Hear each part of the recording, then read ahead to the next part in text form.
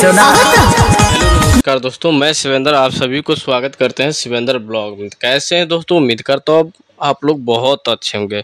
तो भाई लोग बता दूं, खेसारी भैया लाइव आए थे और लाइव में बताया गया कि मतलब अपना संघर्ष 2 के बारे में। तो भाई लोग संघर्ष 2 20 अक्टूबर को आ रहे हैं, रिलीज कर रहे हैं। वो सिनेमा को काफ़ी ढेर सारा प्यार दीजिएगा, बता रहे थे खेसारी भैया।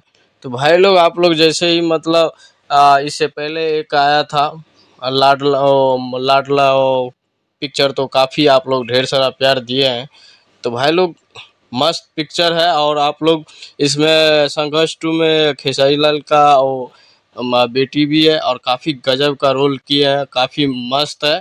तो आप लोग ढेर सारा प्यार दीजिएगा। और ऐसे ही भाई लोग कुछ वजह की कारण से मतलब गाना खेसारी भैया का नहीं आ पा रहा है, तो आप लोग बुरा मत मानिएगा। तो भाई लोग जैसे ही कोई पोस्टर रिलीज होता है तो आप लोगों को बताया जाएगा न्यूज़ के माध्यम से। तो भाई लोग चलते हैं, अगले वीडियो में मिलते हैं, तब तक के लिए